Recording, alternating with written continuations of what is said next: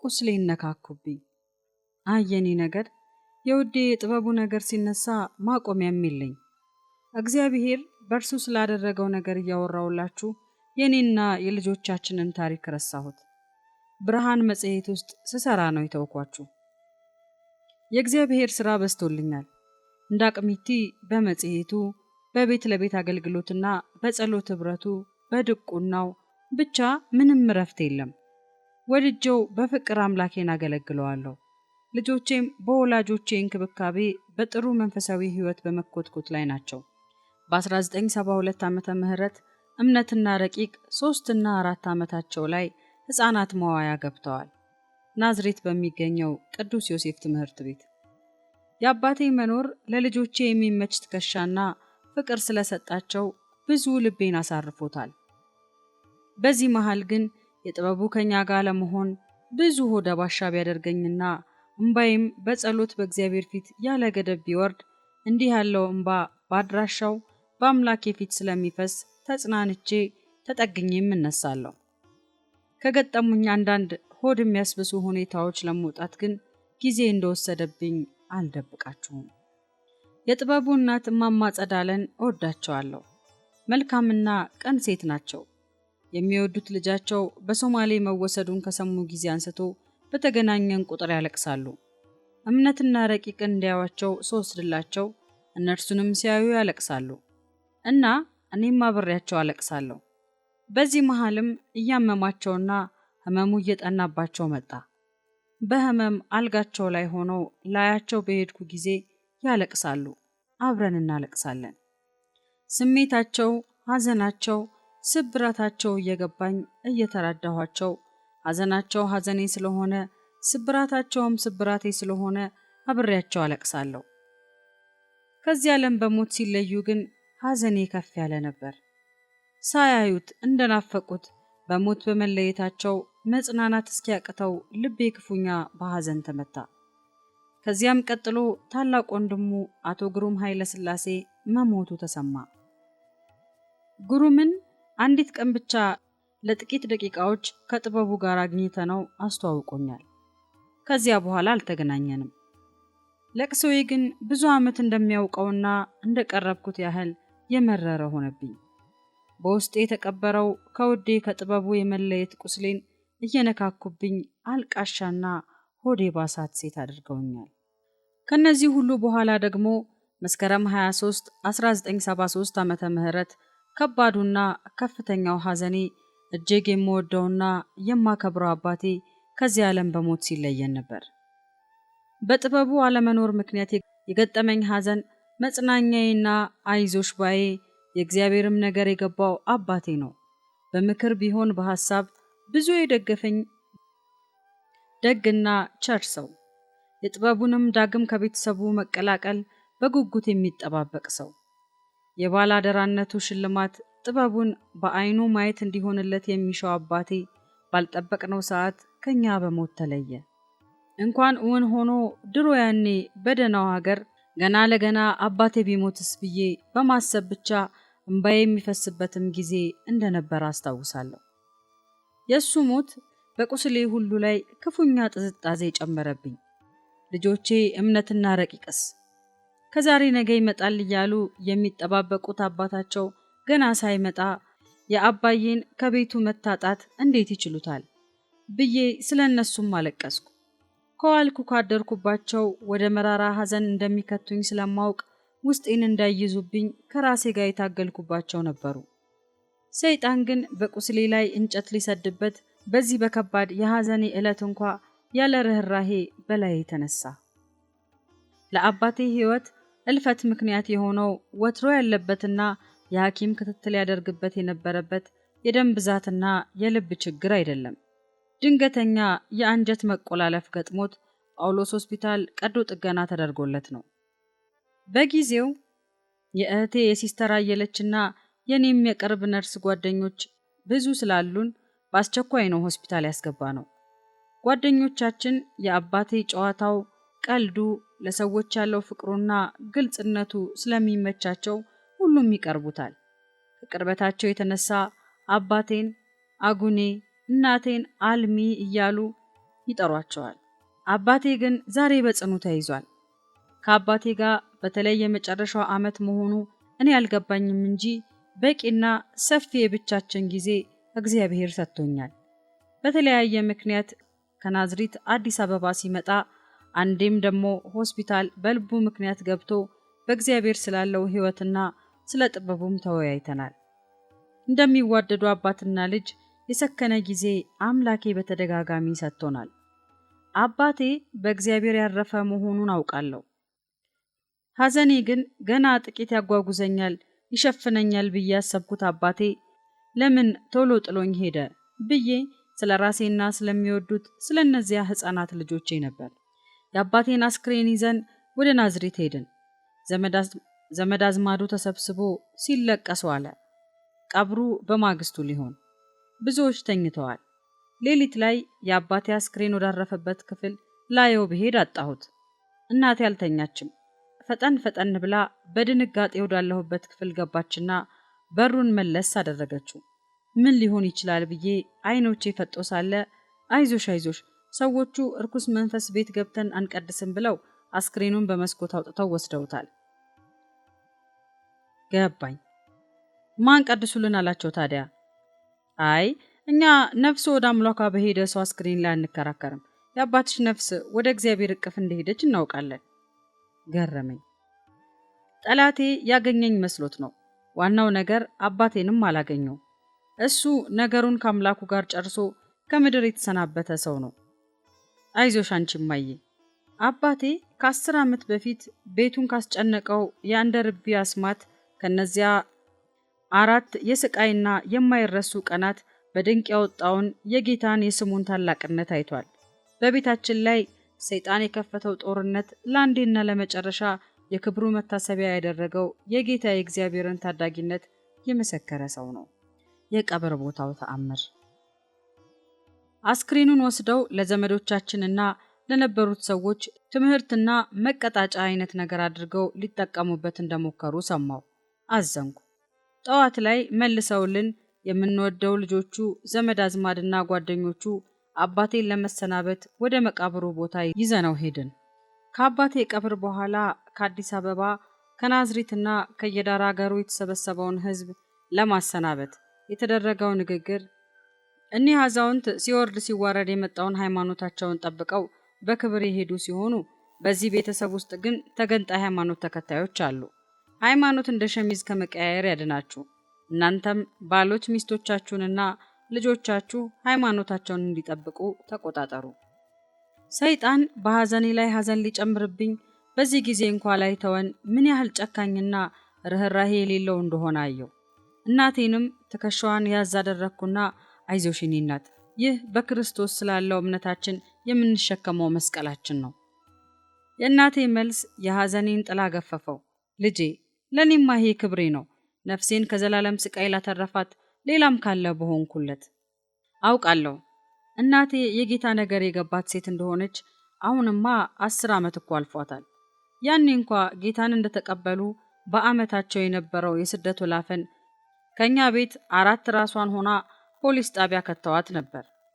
አሰላ ውስጥ በአጋንንቱ ዓለም ይታወቅ የነበረው ታናሽ ወንድሟ ጋሻ ይሉ እንግዳ ወርቅና ባለቤቱ እንዲሁም የ75 ዓመት ዕድሜ የነበራቸው ወላጆቼ የሚጦሯቸው መበለት እማማ ጌጤ እነዚህ አብረዋት በታሰሩ ጊዜ ፖሊሶቹ አሁን እናንተ በመመንኮሻችሁ ጊዜ እንዴት በዚህ ዕድሜያችሁ ልጆች በከረሜላ ያታልሏቸዋል የሚለው የፖሊስ ጥያቄ ያጎቴ መልስ ምን ነው ያኔ ድቤ እየመታውና እያስመታው የአልኮል የሲጃራና የጫት ሱሰኛ ሆኜ አገር ምድሩን ሳስት ጥፋተኛ ብላችሁ አላሰራችሁኝ።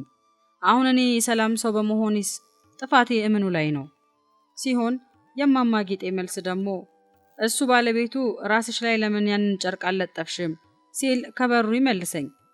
እኔ ግን እውነትና ሕይወት መንገድም የሆነውን ክርስቶስ ኢየሱስን በማግኘቴ ጥፋተኛ አይደለሁም። ሌላውን ትርፍ ንግግርህን ትተ የምትጠፋውን ጣፍ እያሉ እናቴና አብረዋት የነበሩ ቤተሰቦቼ የማያሻማ መልስ ሰጥተዋል። ጥፋተኞች ነን ብላችሁ ፈርሙ ሲባሉ አሻፈረን ብለው ስለከበረው እምነታቸው ዋጋ ከፍለዋል። ስንቅ ያቀብል የነበረውም ሆነ በመጨረሻ ዋስ ሆኖ ያስፈታቸው አባቴ ነበር። ወዮ አባቴ፣ ምነው ነፍስ ዘርተ አንደበትህን ከፍተ በተናገርክ፣ በክርስቶስ ኢየሱስ ያለውን መዳን ተቀዳጅተ በሞት አሻጋሪነት በአምላክ እቅፍ ዘላለማዊውን ድንቅ ሕይወት መጀመርህን ትገልጽላቸው ነበር። በቃ አለቀ እንግዲህ አልኩ በልቤ። ወንድሜን ገብሩንና ሌሎች ዘመዶቻችንን ሁሉ አስቤ ለነሱ የምሰብከው የመዳን ጉዳይ እንዲህ ሲያስወግዘን በአደባባይ ኦ ወንድሜ ገብሩ፣ ገና ወደ ጌታ እንዲመጡልኝ የምጸልይላቸው የቅርብ ዘመዶቼ ክርስትና እንዲህ በሕዝብ ፊት ውግዘት የሚያስከትል መሆኑን ሲያዩ ምን ይላሉ? እኔም ሆንኩ የቅርብ ጓደኞቼ ለእነዚህ ሁሉ የምንመሰክርላቸው የጌታን ተአምር አድራጊነት ፈዋሹነቱንና ጸሎት መላሽነቱን እንጂ የምንሸከመውን መስቀል አልነበረም አልኩኝ። የኔውስ ግድ የለም፣ ግን ለእናቴና ሌሎቹም ጌታን ላገኙት በእድሜ ትልልቅ ለሆኑት ዘመዶቼ አዘንኩላቸው፣ በሕዝብ መካከል እንዲያመባላቸው። እናም አላዋቂው ልቤ አዘነ። አላዋቂ ነበርኩ እውነትም። ለካስ ሰው የደረሰበት ሐዘን ሳያንሰው እንዲህ ይወቀሳል እንዴ? ብዙዎችን አስብሎ አስቆጥቶም ኖሯል። ይህም ብቻ አይደለም፣ የሰው ልጆች ልብ ቁልፍ ያለው እግዚአብሔር ለካስ በወንድሜ ገብሩም ልብ ስራ ጀምሮ በዚያ በአባቴ የቀብር ስፍራ እኔ ደግሞ ከዛሬ ጀምሮ የእናቴንና የቤተሰቤን እምነት እከተላለሁ ወደሚል ታላቅ ውሳኔ እንዲደርስ አድርጎት ኖሯል። ለካስ ጀግናው ክርስቶስ አባቴን ወደ ራሱ ሲሰበስብ ለኛ ደግሞ 12 ዓመት ያስቆጠረ እንባና ጸሎት ሊመልስ ወንድሜን ከዓለምና ከሰይጣን መዳፍ ማርኮ አንበርክኮታል። በአባቴ የመቃብር ስፍራ በወንድሜ ልብ ውስጥ የተካሄደውን ተአምራዊ ውሳኔ ማናችንም አላወቅንም። ወንድሜ በአባታችን ሞት እጅግ ልቡ ተነክቶ ከባድ ሐዘን ወድቆበት እንደነበር አውቃለሁ። ወንድሜ በተፈጥሮ ብዙ የእንባ ሰው አልነበረም። በአባታችን ሞት ግን ሐዘኑ ጥልቅና በገሃድም የሚታይ ነበር። በዚህ በዘመኑ ጊዜ ከቀብሩ ዕለት በኋላ የዓለም ጓደኞቹን እስኪታዘባቸው ድረስ ከአጠገቡ አጥቷቸዋል። በምትኩ የወላጆቻችን ቤት ከጓዳ እስከ ድንኳን በፍቅር ታጥቀው ባገለገሉን ክርስቲያን እህቶችና ወንድሞች ተሞልቷል። በአጠገቡ ሆነው ያጽናኑት፣ ሐዘኑን የተካፈሉት ያው ለረዥም ዓመታት የሚያውቋቸው የኔን ጓደኞች ናቸው። ፍቅራቸው እውነተኛና ለበጣ የሌለበት መሆኑ በራለት፣ አስተዋለ። መዝሙሩ የሚነግረው የእግዚአብሔር ቃል በሙሉ ለልቡ ጠገን ሆነለት። ሁሉም በስውርና በውስጡ ያደረገውን ክቡር ውሳኔ የሚያጸናለት እሰይ አበጀ እያለ በልቡ የሚያስተጋባ አዋጅ ነበር። ግሩም ድንቅ ነው የአምላክ ሥራ። አባታችንን እግዚአብሔር ሲወስድብን ወንድሜን ገብሩን ደግሞ ለቤተሰቡ አባትና አጽናኝ አድርጎ ሰጠን። የመንፈሳዊ ሕይወት እድገቱ፣ የቃል መረዳቱ፣ የጸሎት ጥማቱ በጣም የሚያስገርም አይነት ሆነ። ለብዙ ዓመታት የጸለይንለት ወንድሜ ወደ ጌታ መምጣት ብዙ መጽናናት ለልቤ አድርጓል። ወንድሜ ገብሩ ላለፉት 32 ዓመታት ጸንተው በመቆም እግዚአብሔርን ካስከበሩትና በረከት ከሆኑት ቅዱሳን አንዱ ሆኖ ይኖራል። ውዴ ጥበቡ የወንድሜ ገብሩን ከዘላለም ገሃነም ማምለጥ በምን ላውራው? ደስታው ወሰን አይኖረውም ነበር። የወንድሜን መለወጥ ለማየት አበክረው ከሚጸልዩለት መካከል እንደነበር አውቃለሁ። የሰው ልጆች ሁሉ ነገ ብሩህ እንዲሆን ምኞቱ ነው፣ እንኳንስ ከዚያ በስቲያ ያለው የዘላለም ዕድሜ። እናም ውዴ በሶማሊያ በእግዚአብሔር ፊት በተንበረከከ ቁጥር ስለኔና ስለ ልጆቻችን ሁሌም በጸሎት ሲቀርብ በዚያ ካምፕ ውስጥ ያለው የሰፊው ቤተሰብ ጉዳይ የማይቀር ነው። እሱ ባለበት በሃዋይ የምርኮኞች ካምፕ የእግዚአብሔርን ፊት የሚፈልግበት ጉዳይ አለው። እንደማያልፍ የለም። ወደ 1000 የሚጠጉ ልጆች እግዚአብሔር ሆይ እነዚህን ሁሉ ወጣቶች አሁን ካልተማሩ እጣ ፈንታቸው ምንድን ነው? አንድ ቀን ወደ ምድራችን ትመልሰናለህ አምናለሁ። ሊስትሮ፣ ሚሊሻ፣ በረንዳ ዳሪ ካልተማሩስ ከእድሜ እኩዮቻቸው ተቀላቅለው መኖር ይችላሉ? ካምፕ ውስጥ ልጆች ባየ ጊዜ ሁሉ ውስጡን ሲብላላ የቆየ ጥያቄና ጸሎትም ነው። ከአቅሙና ከሚችለው ሁሉ በላይ ሆኖበታል። ሃዋይ ለግሉ በነበረችው በመጀመሪያዋ ጠባብ ስፍራም ቢሆን ያ ሰውን ሁሉ የሚወድ ልበሰፊው ጥበቡ ወደ ራሱ ያስጠጋቸው 10 ልጆች ነበሩት። ጥበቡ የራሱ አድርጎ ወስዶ የአባትነት ፍቅርና እንክብካቤ ሊሰጣቸው ጀምሯል። ግን የተቀሩት እጅግ ብዙ ልጆችስ? ጥበቡን አላስቆም አላስቀምጥ ያለው ከባድ ሸክም ሆኖበት ያለ ረፍት ሲያስብ ሰነባብቷል። ከአድካሚ የሩዝ እርሻ ስራ ወገቡ እስኪንቀጠቀጥ እግሩ እስኪዝል ውሎ የሚመለሰውን መከረኛ ሕዝብ ጥበቡ ምን አፋለውና የተማርክ አስተምር ብሎ ወደ ወገኖቹ ይውጣ? ልጆቹስ ቢሆኑ ውሏቸው ሩዝ እርሻው ላይ አይደል? ጥበቡ በልቡ የሚያልማቸው ተማሪዎችም ሆኑ አስተማሪዎች የመላእክት ጉልበት ካልተሰጣቸው ስጋ በለበሰ ሰው አቅም ከቶ የሚታሰብ አይሆንም። ብቻውን አልቻለውም። በቃ አገር ቤት ሳሉ ስራቸው መምህርነት የነበረ 6 ፕሮፌሽናል መምህራን ካምፕ ውስጥ አሉ። የማስተማር ብቃት ያላቸው ዩኒቨርሲቲን ያገባደዱ ተማሪዎች እንዲሁም 1 አግሮኖሚስት፣ 1 ጤና መኮንንና 3 ነርሶች ደግሞ አሉ። እነዚህን ወጣቶች የማስተማር ታሪክ የጣለብን ኃላፊነት አለብን እያለ ለመሰል እስረኛ ጓደኞቹ የልቡን ሸክም ማዋየት ጀምሯል። ነገሩ ብዙዎችንም እየሳበ የመጣ ጉዳይ ነው። ግን ምን ማድረግ ይቻላል? ህዝቡ ካለበት ሁኔታ የተነሳ የእነዚህን ወጣቶች እጣ ፈንታ ማይምነትና ሞት የተፈረደበት ብሎ ፋይሉን እንዲዘጋው የተገደደ ይመስላል። የአገሬ ሰው እየየም ሲዳላ ነው እንደሚል ያ መከረኛ ህዝብ የገዛ ራሱ ሰቆቃ እያለ ምን ደልቶት ስለ ወጣቱ ነገ ወዮ ይበል? ሁሉን የምትችል አምላክ ሆይ መንገድህን አሳየኝ፣ ብርሃንህን አብራልኝ። የካምፑ ዳይሬክተር ኮሎኔል አህመድ ሁሴን ጥበቡ በጸሎቱ ውስጥ ይህንን ሰው አሰበ። ሰውየው ጥበቡን እንደ ትልቅ ባለውለታው ይቆጥረዋል። ከአንዴም 2-3 ካምፑ ላይ ሊደርስ ከሚችል ከፍተኛ የተላላፊ በሽታና እልቂት የጥበቡ ምክርና ጥበብ ከጉድ አውጥቶታላ። በሁሴን እይታ ሩዙ እርሻ ላይ የሚያሰራው ሰራተኛ እንዳያጣ ጥበቡ አድኖታል። የኔ ውድ ጥበቡ እይታና አጀንዳ ግን ሌላ ነው። የባርነትና የግፍ ቀንበር የወደቀበትን ያንን ታላቅ ህዝብ ጤናውን ጠብቆና ከሞት ተናጥቆ ለሀገር ለምድሩ ማብቃት ነው። ዛሬ ጥበቡ የኮሎኔሉን በር የሚያንኳኳው የዚህን ሰው ማንነትና ሰብአዊ ርህራሄ የሚመዝን የሚፈትሽም ከባድ ጥያቄ ሊጠይቀው ነው። ደግሞም ኮሎኔሉ ትልቅ ውለታ እንዲውልለት ጥበቡ ሊጠይቀው ነው። በር ተንኳኳ። ግባ፣ ማን ልበል? ሰላም ዶክተር፣ ምን ልታዘዝ? በተረጋጋ መንፈስ ሆኖ ጥበቡ ጉሮሮውን ጠራረገ። ስለ ህዝቡም የጤንነት ሁኔታ ገረፍ ገረፍ አደረገለት። እናም ወደዚህ ሰው ያመጣውን የልቡን ሸክም ጥበብ በተሞላው አነጋገሩ እንዲህ ሲል ጀመረ። ኮሎኔል ሁሴን ከሩዝ እርሻ ሲመለሱ ልጆቹ ካምፕ ውስጥ ወዲያ ወዲህ እያሉ ለዲሲፕሊንም ያስቸግራሉ። ወደ እርሻውም የማይሄዱ ትናንሽ ልጆች አሉ። አጉል አጉል አመል ሊያበጁ የሚችሉ ካላስተማር ናቸው። ምን ይመስልሃል? አንድ የሆነ ቦታ ላይ ሰብስበን ትምህርት ብንጀምርላቸው? ጥበቡ የኮሎኔሉን ልብ ለመሰለል የሰነዘረው የመጀመሪያ ጥያቄ ነበር። አምላኩ እግዚአብሔር ግን ፈጣን በሆነ አሰራሩ አስደነቀው። እስማማለሁ ዶክተር፣ ጥሩ ሐሳብ ነው ቢማሩ። ለካስ አህመድ ሁሴን ደግሞ ደጋግሞ ባየው በጥበቡ ማንነት ተረድቷል። በምርኮ ለተያዙትም ወገኖቻችን መልካም ለማድረግ ቅን ከነበሩት መኮንኖች አንዱ ይህ ሰው ሆኖ ተገኘ። እስረኞቹን በሚመለከት ጥበቡ የሚያቀርብለትን ሐሳብ እሺ የሚልና የሚተባበር ሰው። የኮሎኔሉን እሽታ ያገኘው ጥበቡ አስቸኳይ እርምጃዎች ወዲያውኑ ወሰደ። አብረዋቸው እያደሩ ከሚያስተምሯቸው ትልልቅ ሰዎች ጋር መጥቶ ልጆች የሚይዝ እስር ቤት ለወንዶች አዘጋጀ።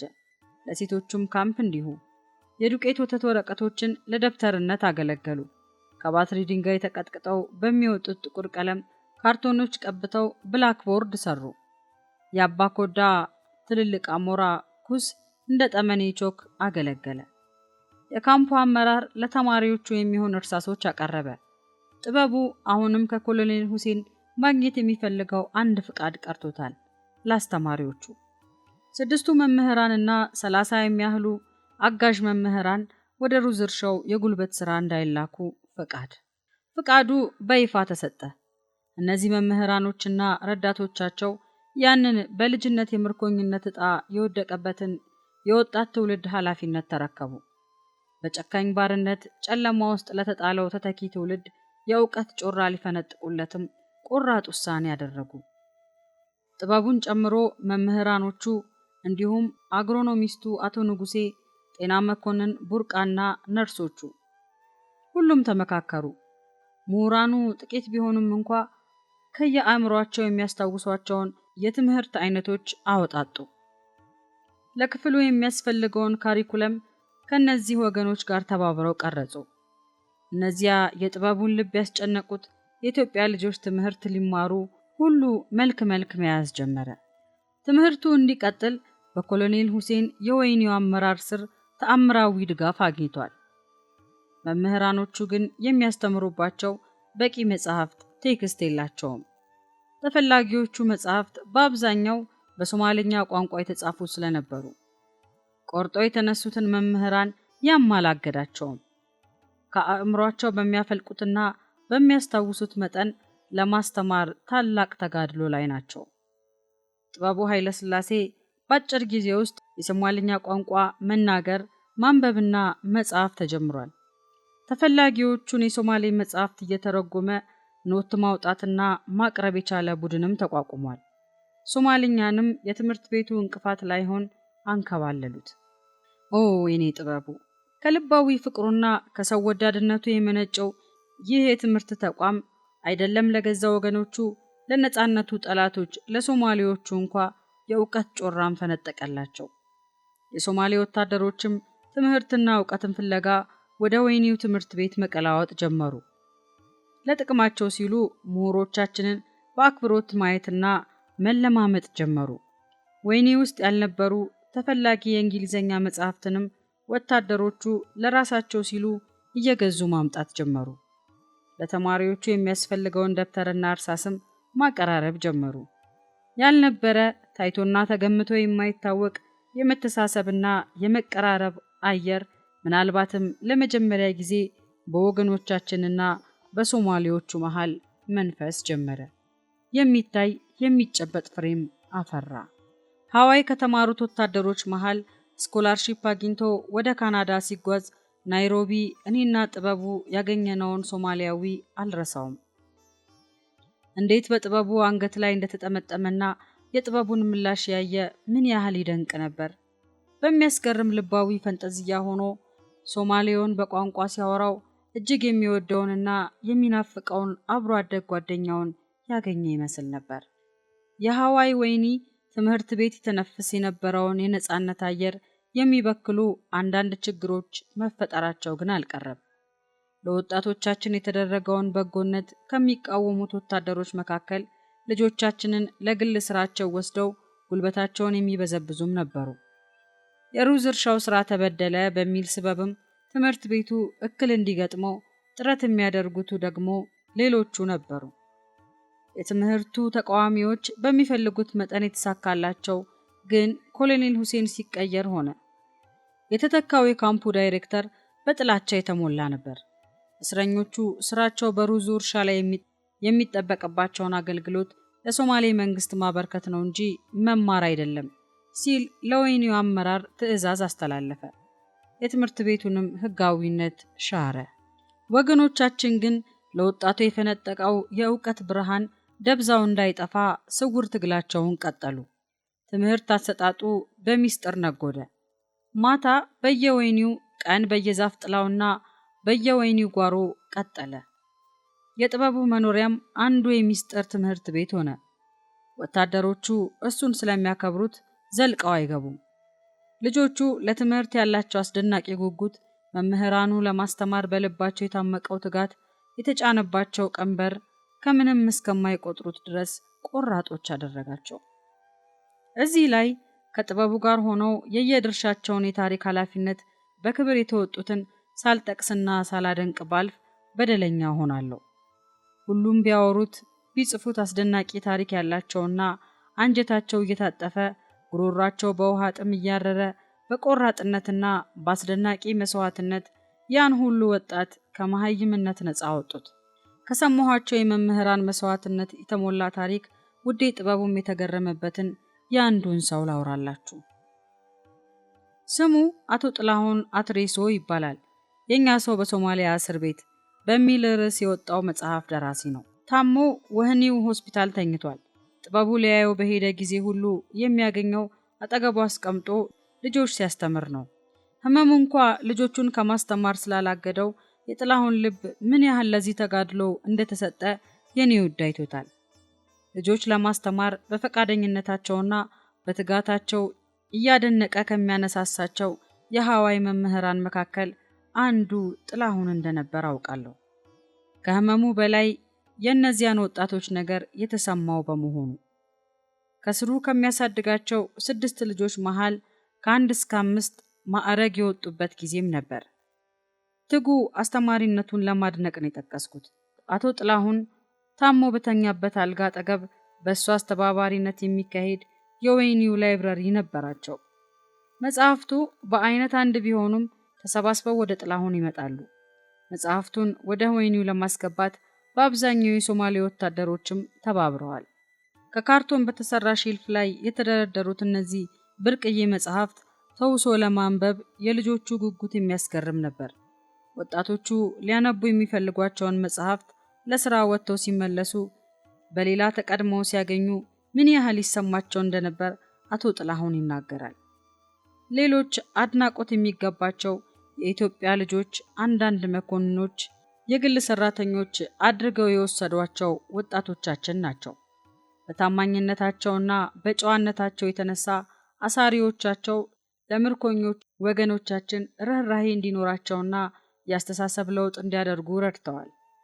ለመከራና ለባርነት በእጃቸው አልፎ በተሰጠው በዚያ ሕዝብ ላይ መኮንኖቹ ተጨማሪ መከራና ቀንበር እንዳይጭኑበት እነዚህ ታማኝ የኢትዮጵያ ልጆች አስገራሚ አስተዋጽኦ አበርክተዋል።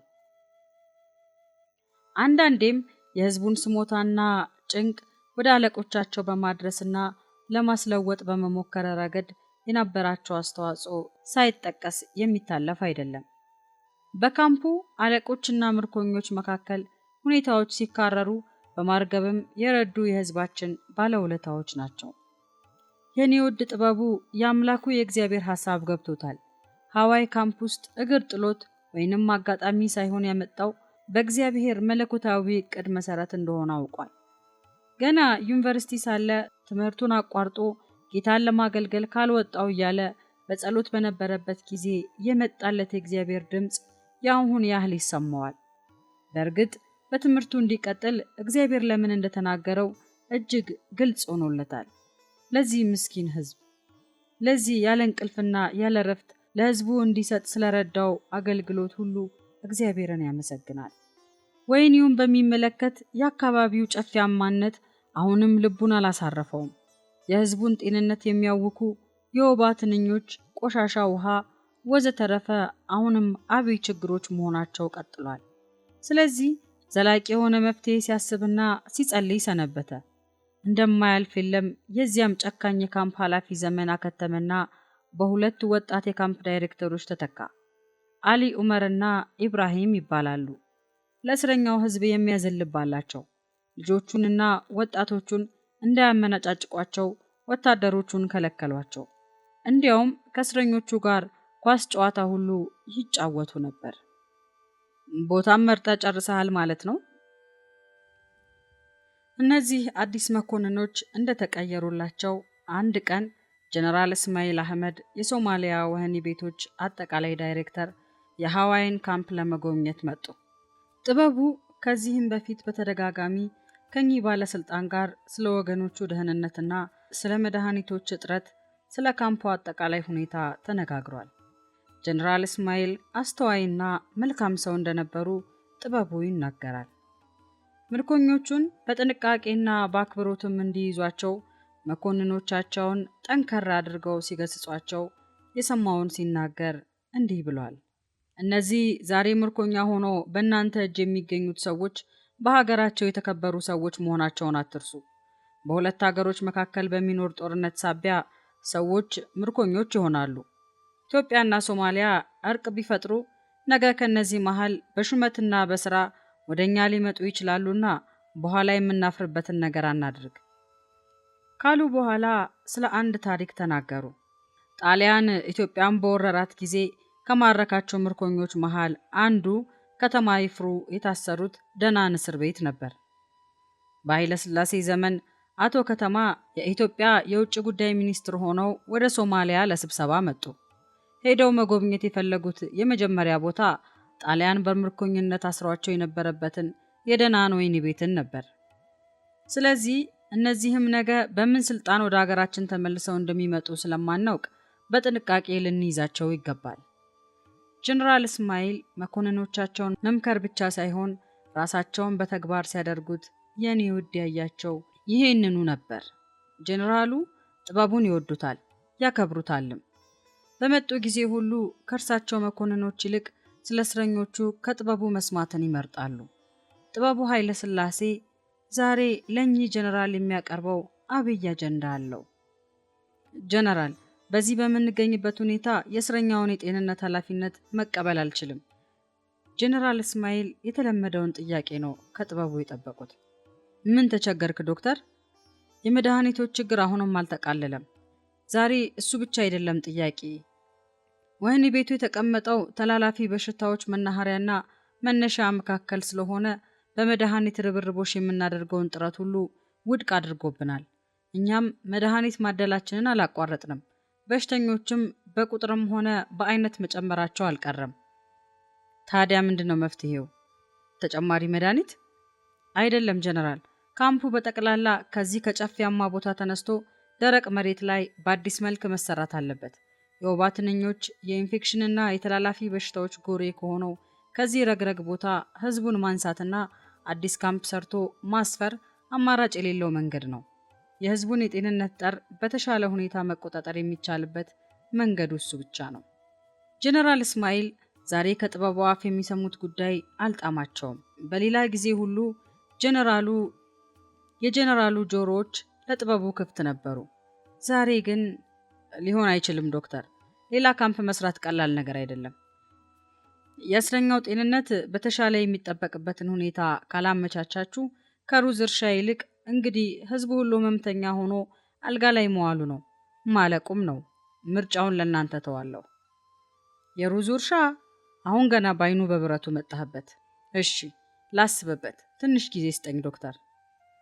የኔ ውድ የጀነራሉ ሐሳብ ትንሽ ዘንበል እንዳለለት አስተውሎ ብዙም ርቅ ሳይኬድ ቅርብ ኪሎ ሜትር ላይ ደረቅና መቺ ቦታ አለ አላቸው። ጀነራል እስማኤል በዚህ አስገራሚ ሰው እየተደነቁ ከፈገግታ ጋር ቦታም መርጣ ጨርሰሃል ማለት ነው? አይ ሐሳብ ማቅረቤ ነው።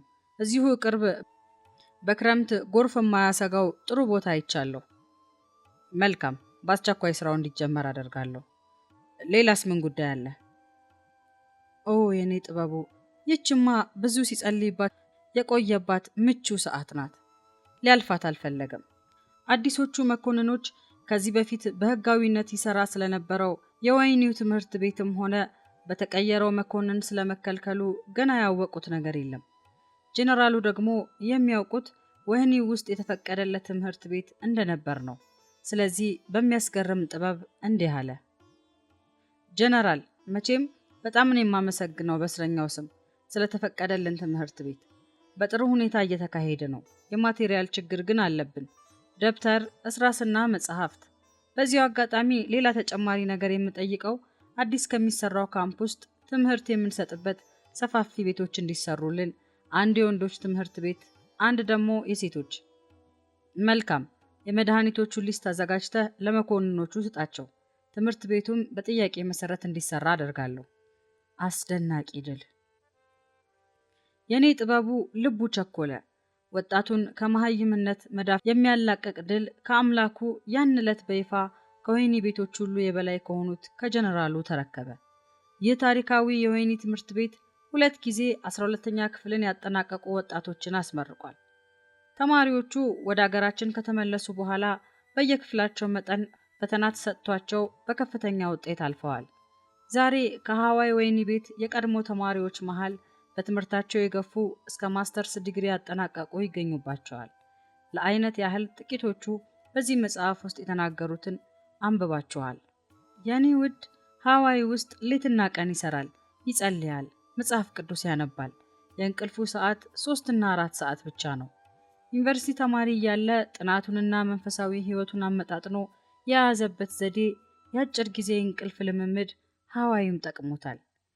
ይህንንና ሌላውንም አስመልክቶ ጤና መኮንን ቡርቃ ስለ ጥበቡ ሲናገር እንዲህ አለ። የኔና የሱ እምነት የተለያየ ቢሆንም በብዙ ስለሱ የምደነቅበትን ሀቅ መሸሸግ አልችልም። ዶክተር ጥበቡ 5 ደቂቃ እረፍት ቢኖረው ያችን ጊዜውን በጸሎት ወይንም መጽሐፍ ቅዱሱን በማንበብ ነው የሚያሳልፈው። 11 ዓመት ሳንለያይ በዚያ እስር ቤት አብረን ኖረን በቅርቦኛ አይቼዋለሁ። 24 ሰዓት መጸለይና መጽሐፍ ቅዱስ ማንበብ የሚችል ሰው እንደሆነን የተገነዘብኩት። ዶክተር ጥበቡ በሳምንት 2 ወይም 3 ቀን ይጾማል፣ ምግብ አይቀምስም። የዶክተር ጥበቡን ያህል ጉልበትና አቅም በዚያ እስር ቤት ውስጥ ያለው ማንም አልነበረም። ይህንን እኔ ብቻ ሳልሆን እዚያ የነበሩ ሁሉ ይመሰክራሉ። 24 ሰዓት ያለማቋረጥ የሚሰራ ሰው ነው። ዶክተር ጥበቡ ሰውን በእምነት፣ በዘር፣ በእድሜ ሳይለይ ሶማሌዎቹን እንኳ ሳይቀር የሚወድ ሰው ነው። የሰው ሁሉ ወዳጅ ነው። ዶክተር ጥበቡ ከእስር ቤቱ መኮንኖች ጋር የቅርብ ግንኙነት ስለነበረው በትምህርትም ሆነ በመድኃኒት በኩል የሚያስፈልገንን የሚያስገኝልን እሱ ነበር። የወንዶችና የሴቶች ካምፕ የተለያየ ስለሆነ አንድ ቀን እኔ አንዱ ጋር ብሆን እሱ ደግሞ ሌላው ጋር ይሆናል። ትምህርትን በሚመለከት ደግሞ ብዙ መጽሐፍትን በማግኘት ካሪኩለም በመቅረጽ ትልቅ አስተዋጽኦ ያደረገ ዶክተር ጥበቡ ነበር። እያንዳንዱ ተማሪ ደግሞ ወደ አገር ቤት ሲመለስ የየደረሰበትን ክፍል የሚገልጽ ሰርተፍኬት አዘጋጅተን ለኢትዮጵያ መንግስት እንድናቀርብ ያደረገውም ዶክተር ጥበቡ ነው። በዚህም መሰረት ሐዋይ ያስተማርናቸው ተማሪዎቻችን ሁሉ መንግስት በያሉበት ክፍል ተቀብሎልናል። ይህን ሐሳብ ያመነጨው ዶክተር ጥበቡ ነበር። ከጤና መኮንን ቡርቃ ሌላ 11 ዓመታት ከጥበቡ ጋር በሶማሊያ የቆዩ ሌሎችም ወገኖቻችን አስገራሚ ትዝታቸውን አካፍለዋል። አንዱ አቶ ንጉሴ ነው። አቶ ንጉሴ ከመማረኩ በፊት ጎዴ ውስጥ የመልሶ ማቋቋም የሰፈራ ጣቢያው ዳይሬክተር ነበር። ውዴ ጥበቡ በልቦ የተወውን ትዝታ እንዲህ ሲል አካፈለን። 11 ዓመት በአንድ የመኝታ ቤት አልጋችን አጠገብ ላጠገብ ሆኖ ኖረናል። ዶክተር ጥበቡ በዚያ እስር ቤት ሁሌ ጤነኛ፣ ምንም ነገር ቢበላ የሚስማማው ሰው ነበር። እኔ ግን የጨጓራ በሽታ ያመኝ ስለነበር ሐኪሜ እሱ ነበር። በሕክምናውም ደግሞ ቅድሚያ ለህመምተኞች ነበር። የተገኘው ነገር ለበሽተኛ ቅድሚያ እንዲሰጥ ይታገል ነበር። ታሞ እንኳ መድኃኒት የማይወስድ ሰው። አንዴ ወባ ይዞት ትኩሳት እያዘፈቀው እኔና ቡርቃ አስገድደነው 2 የወባ ኪኒን ለምነን እንዳስዋጥነው አስታውሳለሁ። በአምላኩ ላይ የመደገፉ ብዛት አዳነው እንጂ የዋጣትስ 2 ኪኒን ረድተው አይደለም። እሱ ናይሮቢ ስለሚሄድ ስላስተማርናቸው ልጆች አደራ አለኝ። እነዚህ ልጆች ትምህርታቸውን አገር ቤት እንዲቀጥሉ በተቻላችሁ መጠን ከሚመለከታቸው የመንግስት ባለስልጣናት ጋር ተነጋግራችሁ ስፍራ እንዲይዙ ተጣጣሩላቸው ነበር ያለኝ። ጥበቡና አንቺ የምትገናኙት ኬንያ ነው። በ1973 ዓመተ ምህረት አባቴ ያረፈበት እኔም የልጆቼን የእምነትና የረቂቅን ትምህርት ቤት ወደ አዲስ አበባ ለመቀየር ያሰብኩበት ዓመት ነው። ምዝገባው ስላለፈን ያን ዓመት ከእናቴ ጋር ናዝሪት ቅዱስ ዮሴፍ ይጨርሳሉ። መጪው መስከረም ላይ ግን አዲስ አበባ ከኔ ጋር ይኖራሉ። የብርሃን መጽሔት ስራይም በመልካም ይካሄዳል፣ ከደርግ ጽሕፈት ቤት ዛቻ በስተቀር። እህቴ ስንዱ ኬንያ ውስጥ ከጮኛዋ ከጥበቡ አለማየሁ ጋራ ማቻኮስ ስኮት ባይብል ኮሌጅ በተባለው የሥነ መለኮት ትምህርት ቤት ናቸው። መስከረም 1974 ዓመተ ምህረት ሊጋቡ ስላቀዱ ለሰርጋቸው እንድገኝላቸው ስንድ በደብዳቤዎቿ ተወተውተኛለች። እህቴ አጥናፍና ባለቤቷ ጋይም ክብረአብ ከተለያዩ ከ3 ዓመት በኋላ የአንድነት ኑሯቸውን ደቡብ ሱዳን ውስጥ ሆኗል። እዚያ ከኖርዌጂያን ቸርች ኤድ ጋር ይሰራሉ። ለእረፍት ደግሞ በአብዛኛው የሚመጡት ናይሮቢ ስለነበር ከእህቴ ከስንዱ ጋር ይገናኛሉ። ባለፈው እንደገለጽኩላችሁ እህቴ አጥናፍ አፍዬ ኢትዮጵያ ሳለች አብረን በጸሎት ጓደኝነት ብዙ አሳልፈናል። በአገልግሎት በስራና በኑሮዬ ያለውን ሩጫና ውጥረት በቅርብ ሆና ታውቀዋለች። በእህቴ ሰርግ ሳቢያ ናይሮቢ ወጣ ብዬ እንዳርፍ ብዙ ስለኔ ታስባለች። ጋይም ባቀረበችለት ሐሳብ ይስማማል። አጥናፍ ከደብዳቤዎቿን በላይ በስልክም መጎትጎቷን ቀጠለች። ሰፋ ያለ እረፍት ያስፈልግሻልሽ፣ ቢያንስ 3 ወር። ጸሎቴ እሱ ነው እንድታርፊ። ይገባኛል አፍዬ ሐሳብሽ፣ ግን እኮ ያን ያህል ጊዜ ከልጆቼ መለየት አልችልም። ደግሞ መስከረም ላይ ትምህርት ቤታቸው አዲስ አበባ ልቀይርላቸው ስለሆነ ማይሆን ነው። በዚህ ወቅት ዶክተር ቤተ መንግስቱ የሊቪንግ ባይብልስ አፍሪካ ዳይሬክተር እና ባለቤቱ ሶፊያ አሰፋ ናይሮቢ ይኖራሉ። ቤተ እና ሶፊ ከኢትዮጵያ ሳይወጡ ጀምሮ በእግዚአብሔር ቤትና በመንፈሱ አብረን ያሳለፍን ብዙ ትዝታና ቅርበትም ነበረን። እነዚህ ሁለት ቤተሰቦች ገዝተው በላኩልኝ ትኬት ለስንዱ ሰርግ አንድ ቀን ሲቀረው አውሮፕላን ላይ ተሳፍሬያለሁ። መስከረም 8 ቀን 1974 ዓመተ ምህረት ወደ ናይሮቢ ኬንያ የሚወስደኝ የኢትዮጵያ አየር መንገድ አኮብኩቦ ተነሳ።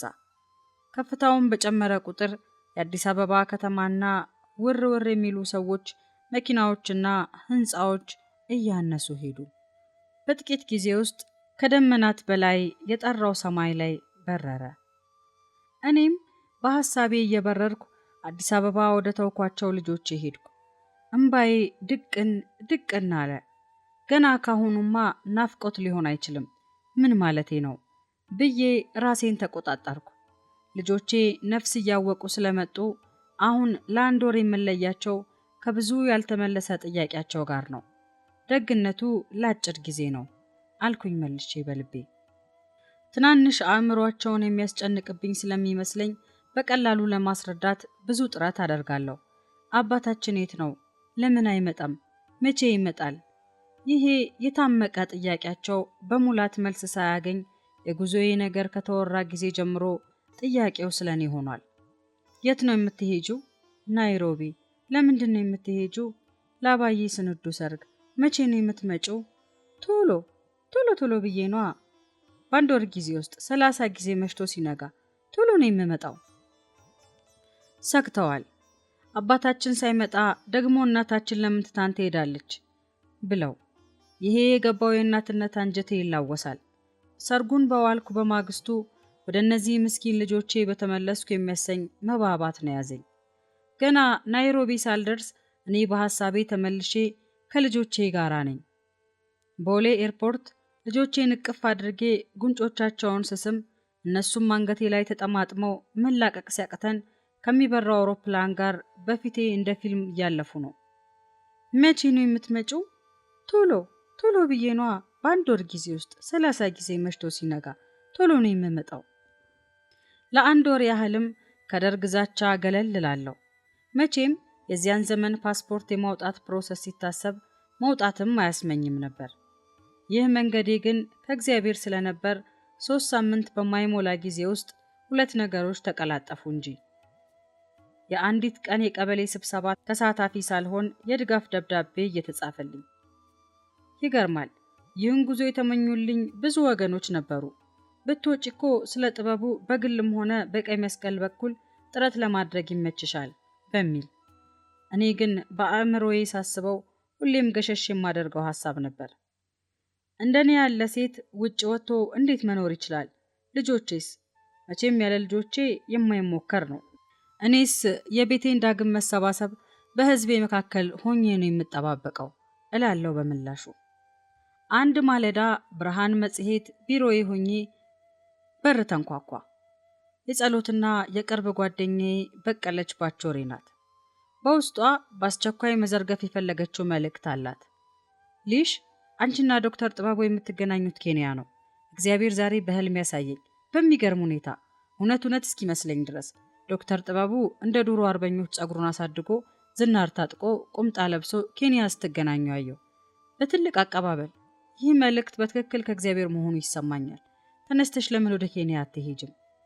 ስንዱ እንኳ ገና ወደ ናይሮቢ አልሄደችም በቄ ይህንን መልእክት ስታመጣ። በቄን ትክ ብዬ አየኋት። መልስ ከኔ ትጠብቅ ነበርና። በቄ፣ ስለ መልእክቱ እግዚአብሔር ይባርክሽ የኔ እህት። እስቲ ለኔም ጸልይልኝ እግዚአብሔር እንዲናገረኝ። አሁን ግን ምንም የሚታየኝ ነገር የለም። የእግዚአብሔር ፈቃዱ ሲሆን እኮ ለኛም ለባለ ጉዳዮቹ ይናገረናል። በቄ ልትተወኝ አልፈለገችም። ባለ ጉዳዩ አልሰማ ሲል እግዚአብሔር መልእክተኛ እንደሚልክበት ደግሞ አትርሺ። ዝም ብለሽ የልብሽን በር ከዘጋሽ እግዚአብሔር ላንቺ እንዴት ይናገር? እዚያ ላይ በቄ ልክ ናት። ከምድሬ ከወጣው ከእግዚአብሔር ጉያ የወጣው ያህል እስኪመስለኝ ደርሻለሁ። ለኑሮም ሆነ ለትምህርት ለጉብኝትም እንኳ አእምሮዬ እንዲያስበው የማልፈቅደው ጉዳይ ነበር። ያሁኑ ግን ለደርሶ መልስ ስለሆነ ልቤ ያንን ለመድፈር አልተቸገረም። እሱም ቢሆን በስንት ማጣሪያ ያለፈ፣ በእርግጥም እግዚአብሔር የፈለገው ጉዞ ሆኖ ነው። በደርግ ዘመን ፓስፖርት ለማውጣት በግለሰብ ደረጃ የሚፈጀው ረዥም ጊዜ ነበር። እኔም ያንን በማሰብ ከዛሬ ነገ ልጀምር ዝግጅት ላይ ሳለው ወድቄ የቀኝ እግሬ ተሰበረና በጄሶ ታሰረ። በ6 ሳምንት ውስጥ ታይቶ ካልገጠመ እንደገና ሊታሰርልኝ በሐኪም ተወስኖ ሁሉንም ትቼው እቤት የተኛው። ጎሽ፣ የናይሮቢውም ጉዞ ጉዳይ ተዘጋልኝ። በምን እግሬ ነው ፓስፖርት የማወጣው? ለኔ ትልቅ የረፍት ጊዜ፣ ከልጆቼም ሆነ ከራሴ ጋራ ጊዜ እግዚአብሔር ሊሰጠኝ ወዶ አደረገልኝ ብዬ በደስታና በምስጋና ተቀበልኩት። ደግሞ የስንዴ ሰርግ አንዲት ቀን እንኳ ብታልፍ እግሬን ከምድሬ ላለማንሳት በዚያም የእግዚአብሔር ፈቃድ እንደምለይ ለናይሮቢዎቹ አሳውቄያለሁ። ጄሶ እግሬን የመቅጠም ስራውን በ6 ሳምንት ካልጨረሰም ከሌላ ጄሶ በኋላ ፓስፖርት ፍለጋ እግሬን አላነሳም፣ ለሰርጉ ስለማልደርስ። በ6 ሳምንቱ አጥንቴ ስለገጠመ ጄሶ ከእግሬ ላይ ተፈታ። ለሰርጉ 3 ሳምንት ሲቀረኝ በአእምሮ ቢታሰብ በዚህ ጊዜ ውስጥ ፓስፖርት ማግኘት የማይሆን ነው። ለኔም የእግዚአብሔር ፈቃድ በእርግጡ ለማወቅ ናይሮቢ የመሄዴም ሆነ ያለመሄዴ ውሳኔ ለማድረግ ሌላው ምልክቴ ፓስፖርቱ ነው። በሚያስገርም ፍጥነት ከቀበሌ ወደ ከፍተኛ ከዚያም ወደ ኢሚግሬሽን ሲሄድ መላእክት የሚያስተናግዱኝ ይመስል ነበር። ሁሉን በአስቸኳይ አጠናቆ በዚያ አውሮፕላን ውስጥ ያስቀመጠኝ ሰርጉ 1 ቀን ሲቀረው አሁን ናይሮቢ ኬንያ የሚያስጉዘኝ የእግዚአብሔር ፍጹም ፈቃድ መሆኑ ገባኝ። ያን ሁሉ መሰናክልና ማጣሪያ አልፎ ወደዚህ ወደማላውቀው ጎረቤት ሀገር የሚወስደኝ የራሴ ጥረትና መሻት አይደለም። ይህን ማወቄ ትልቅ የልብ ድፍረት ሰጥቶኝ ተመስገን እግዚአብሔር ሆይ ስል ድንገት ባስተናጋጇ ድምፅ ከሐሳቤ ብንን አልኩ። ለካስ በረራውን ጨርሰን አውሮፕላኑ ከማረፉ በፊት ለመንገደኞች የሚደረገው የተለመደ ማሳሰቢያ ነው። ሴፕቴምበር 18 ቀን 1981 በአውሮፓውያኑ አቆጣጠር። ከኤርፖርት የተቀበለኝ ወንድሜ ጋይም ነው። እጅግ ደስ አለኝ ሳየው። አጥናፍ 3ኛ ልጃቸውን በሰላም የተገላገለችው በቅርቡ ነው። የናይሮቢ የ1 ወር ቆይታዬን በቤታቸው አብሬያቸው እንዳሳልፍ ያቀዱት ቤተና ሶፊ ናቸው። አጥናፍና ጋይም የሥራ ቦታቸው ደቡብ ሱዳን ስለሆነ እነሱም ያረፉት እዚያው እነ ሶፊ ቤት ነበርና ሁላችንም ባንድ ላይ ልንሆን ስለተመቻቸልን ደስ አለኝ። በማግስቱ ሰርጉ በተቀላጠፈና ቀላል በሆነ ሪሴፕሽን በቤተ ክርስቲያን ስነ ስርዓት ናይሮቢ ተጠናቀቀ። ስንዴና ባለቤቷ ጥበቡ አለማየሁ ማቻኮስ በምትባለው ከተማ ወደሚገኘው ትምህርት ቤታቸው ተመለሱ። ወደ ሀገሬ እስክመለስ በየእሁድ ቅዳሜው ናይሮቢ እየመጡ እንገናኛለን። አንዷን እሁድ ቅዳሜ ከነርሱ ጋር ለመሆን ደግሞ አውስትራሊያዊት አስተማሪያቸው በቤቷ ልታስተናግደኝ ጋብዛኝ ጥሩ ጊዜ አሳለፍን። ሰርጉ ቅዳሜ አልፎ በሚቀጥለው ሰኞ የመጀመሪያ ስራዬን ያደረኩት ናይሮቢ መሃል ከተማ ወደሚገኘው የዓለም አቀፍ ቀይ መስቀል ቢሮ መሄድ ነበር። ባለችኝ አጭር የ1 ወር ጊዜ ወደ ሀገሬ ከመመለሴ በፊት የምችለውን ሁሉ ለማድረግ ከወዴ ከጥበቡ ጋራ በሚስጥር የተዘጋባቸው የወገኖቻችን ጉዳይ ለዓለም ለማሳወቅ ይህንን ዓለም አቀፍ ቢሮም እረፍት ለመንሳት ወስኛለሁ። ከተማዋን በነቂስ የሚያውቃት ወንድሜ ጋይም ነው እዚያ ቢሮ መጀመሪያ ቀን ያደረሰኝ። ናይሮቢ በያኔው አዲስ አበባ አይን ትልቅና የሰለጠነች ከተማ ናት። መንገድና ሆቴል ስሞች እንዲሁም የሀገሩ ኦፊሴል ቋንቋ ሳይቀር በመሆን ቅኝ ገዥዋ የነበረችው የእንግሊዝ አሻራ ጎልቶ ይታይባታል። ይህ ኢንተርናሽናል ኮሚቴ ኦፍ ዘ ሬድ ክሮስ ወይም ICRC በመባል የሚታወቀው የቀይ መስቀል ቢሮ ያለው ማማ እንጊና መንገድ ላይ በሚገኘው ኢንተርናሽናል ሃውስ ህንፃ 5ኛ ፎቅ ውስጥ ነው። ምን ነክቶታል ሰውየው? ቢሮ እንደደረስኩም ለሪሴፕሽኒስቷ ከዚያም ለጸሐፊዋ ራሴን አስተዋወቅኩ። የህንድ ተወላጅ የሆነች ጸሐፊው ነገሬን በጥሞና ካደመጠች በኋላ ከሐዘኔታ ጋር ወደ አለቃዋ ቢሮ እንድገባ ረዳችኝ። ሚስተር ሌናርትዝ ይባላል። የስዊዝ ተወላጅ ነው። ለዓለም አቀፉ ቀይ መስቀል የአካባቢው ጎረቤት ሀገሮችም ጭምር አለቃ ነው። ሄድ ኦፍ ሪጅናል ዴሊጌሽን። ተነስቶ በሞቀ ሰላምታ ተቀበለኝ። ከጸሐፊዋ ማንነቴን ስለተረዳ ዴስኩ ላይ የውዴ ጥበቡ ስም በትልቁ የተጻፈበት ፋይል አድርጓል። በቁመናው ረዘም ያለ ምናልባት ከ35 ዓመት ዕድሜ በላይ የሚሆነው ሰው ነው። እጁን ለሰላምታ ዘርግቶ ስሙን አስተዋወቀኝ። እኔም ስሜን ነገርኩት። እንድቀመጥ ባመለከተኝ ወንበር ላይ እንዳረፍኩ ቀና ብዬ ሰውየውን አየሁት። ገጽታው ላይ የማነበው በእጁም የሚደባብሰውን ፋይል ያዝ ለቀቅ ሲያደርገው ሊለኝ የሚፈልገው ነገር በከፊል ገብቶኛል። ሁለታችሁም በዚህ ዕድሜ ስለገጠማችሁ አሳዛኝ ነገር አዝናለሁ። አዲስ አበባ እያለሽ ያቀረብሻቸው ተደጋጋሚ ጥያቄዎችሽ እዚህ ፋይል ውስጥ አሉ። ዓለም አቀፉ ቀይ መስቀል ግን ምንም ማድረግ አልቻለም። ባለቤትሽ በሕይወት ይኑር አይኑር እንኳ ላረጋግጥልሽ አልችልም። አዝናለሁ። ከዚህ በኋላ ሌላ ተስፋ አስቆራጭ ንግግር እንዲናገር አልፈለግኩም። አቋረጥኩት። አይ ሚስተር ሌናርትስ፣ ባለቤቴ በሕይወት አለ። በምን አወቅሽ? ተጨባጭ የሆነ ነገር የምታሳይኝ ካለ ለፍለጋችን ይረዳናል።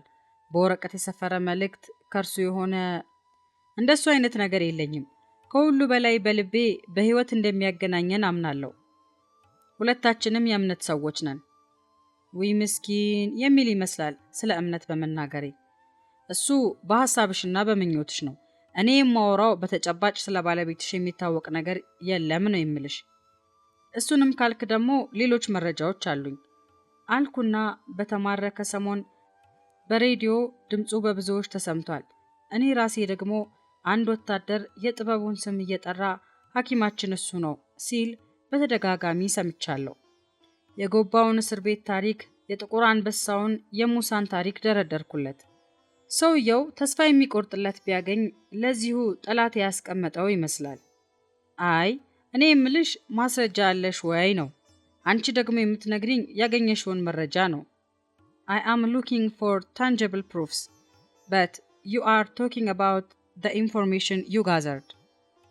ሁለቱ የተለያዩ ነገሮች ናቸው። ምን ነክቶታል ሰውየው? እኔ እንደው ወይ ፍንክች፣ ይልቁኑ ለሱ አዘንኩለት። በውስጤ የእምነት ኃይል እየተሰማኝ ለዚህ ሰው ዕብራውያን 11:1 ላይ እንደተጻፈው እምነት ማለት ብዬ ልሰብክለት ሁሉ ቃጣኝ። ብቻ ምን ሊገባው ብዬ መለስ አልኩና በአንድ ወር ጊዜ ውስጥ ወደ ኢትዮጵያ ከመመለሴ በፊት አይቼ ልሂድ፣ አዲስ ነገር ቢኖር። ኦ ያ ትችያለሽ። ለማንኛውም ስልክሽን ተይልን፣ የዚህንም ቢሮ ውሰጂ። እግዚአብሔር ይስጥልኝ ሚስተር ሌናርትስ። የዚህ ሰው ሁኔታ እየደነቀኝ ከወንድሜም ከጋይም ጋር በተወሰነ ሰዓት እንድንገናኝ ወደ ተቀጣጠርንበት ቦታ ሄድኩኝ። በዚያን ወቅት በስራ ምክንያት ናይሮቢ የሚኖሩት ኢትዮጵያውያን ክርስቲያኖች በጣም ጥቂት ነበሩ። ጋሽ ሚሊዮንና እትዬ ግደይ የአፍሪካውን የመጽሐፍ ቅዱስ ማህበር ለመምራት ናይሮቢ የገቡት በ1974 ነበር።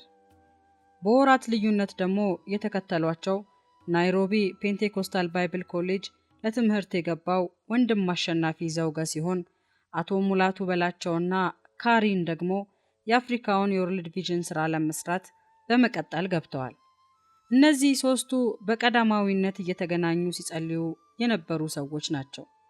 ከሶፊና ከቤተሌላ አቶ ጌታቸው ጩኮና ባለቤቱን አስቴርንም ጭምር ነበር ናይሮቢ ስገባ ያገኘኋቸው። በኢትዮጵያ የነበረው የኮሚኒዝም አይዲዮሎጂ ቤተ ክርስቲያን ላይ ካካሄደው ስደት የተነሳ እስከ ጊዜው ዘወር ማለት የነበረባቸው አገልጋዮች ወደ ኬንያ መግባት የጀመሩበት ወቅትም ነበር። ኢስት ቴዎሎጂካል ኮሌጅ በሚባለው የሥነ መለኮት ትምህርት ቤት እነጋሽ አሰፋ አለሙና ወንድም መኩሪያ ሙሉጌታ በዚያን ዓመት ትምህርት ቤት ውስጥ ከነበሩት አንጋፋ አገልጋዮች መሃል ነበሩ። ድልድዩን መስበሬ ነው።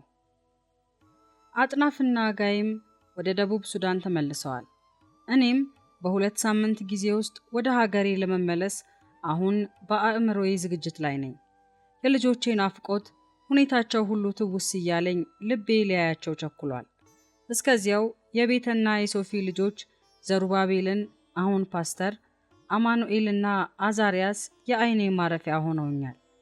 ወደ አዲስ አበባ ለመመለስ ቀናቶች እየቆጠርኩ ሳለ ነው ድንገት ጸጥና ዝም የሚያሰኝ የስልክ ድምጽ የጮኸው። ስልኩን የደወለው ወንድሜ ገብሩ ለትልቅ ውሳኔ እኔን ፈልጎ ነው። ሃሎ ገብሩሻ፣ እንዴት ናችሁ? እምኑና ረቂቅስ? እማዬ፣ ልጆቹም እኛም ደህና ነን፣ እግዚአብሔር ይመስገን። አሁን የደወልኩት አጭር መልእክት ልነግርሽ ነው። የብርሃን መጽሔት ቢሮአችሁን መንግስት ዘግቶታል እና አንቺንም ያለሽበትን እያጠያየቁ ነው። ስለዚህ ነገሩ ሰከን እስኪል ለጊዜው እዚያው ባለሽበት ቆይ። ምን ቆይ? ልጆቼስ? እኔማ እነሱን ትቼ እዚህ አልቆይም። እምባዬ ከድንጋጤ ጋር ያለ ገደብ ይወርዳል። በምንም አይነት ገብሩ፣ በምንም አይነት። አይ አስተውይ እንጂ እዚህ መተሽ ከታሰርሽና አብረሻቸው ልትሆኚ ካልቻልሽ ወይኔ ለመጣል መምጣት ጥቅሙን ንገሪኝ እስኪ። ከምወዳቸውና ከምሳሳላቸው ልጆቼ ተለይቼ እንደወጣው ለመቅረት መገደዴ ክፉ ቅዠት ሆነብኝ። በዘመኔ ወደ ብዙ ሰቆቃና እምባ የተከተለኝ ለመወሰን የተቸገርኩበት አንድ ወቅት ያ ጊዜ ነበር። በልጆቼ እንዴት ልቁረጥ? እንደሚቆራረጥ ሰይፍ በውስጥ ያለፈ 30 ጊዜ መሽቶ ነጋ። 30 ጊዜ መሽቶ ሲነጋ እናታችን ትመጣልናለች ብለው ቀን ቆጠራ የያዙት ትንንሽ ልጆቼስ ይህን እንዴት ይረዱት ይሆን? ሁሉን ጥሼ ዝም ብዬ የሆነውን ይሁን በሚል ተነስቶ ወደ አገር መግባቱ ልክ እንዳይደለ ልቤ እያወቀው መጣ። ደብዳቤዎች ከወገኖች በተለይም ከሮብ ህብረት ደረሱኝ። ሁሉም የሚሉት እዚያው ቆይ ሆነ። አንድ የቅርብ ወንድማችንም ለሥራ ጉዳይ ወደ እንግሊዝ አገር ወጥቶ ሳለ ሌላ ደብዳቤ ጻፈልኝ። ሊሽ ልጆቹን ለማየት ወደ እናንተ ቤት ሄጄ ሳለ ስልክ ከኢሚግሬሽን ተደወለ። ሊሻን ከሄደችበት ለምን አልተመለሰችም? ዶክተር ጥበቡስ የት ነው? የሚል ጥያቄ ይጠይቃሉ። እንደሰማሹ የብርሃን መጽሔት ታግዷል፣ የርዕዮተ ዓለሙ ጠላት ተብሎ አንቺ ደግሞ ለጥያቄ ትፈለጊያለሽ አሉ። ስለዚህ ወደ ሀገር እንድትመለሽ አልመክርሽም። በመጨረሻም ፓስፖርቴን ሳወጣ ዋስ የሆነኝ ወንድም ሰይፉ ከበደ ፓስተር ነበርና እሱ ለሥራ ጉዳይ ወደ ናይሮቢ መውጣት ኖረበት። ኢሚግሬሽን ለጸረ አብዮተኛና ለሀገር ከዳተኛ ዋስ ስለሆንክ 5000 ብር መቀጫ ካልከፈልክ አትወጣም ብለው አስከፈሉት።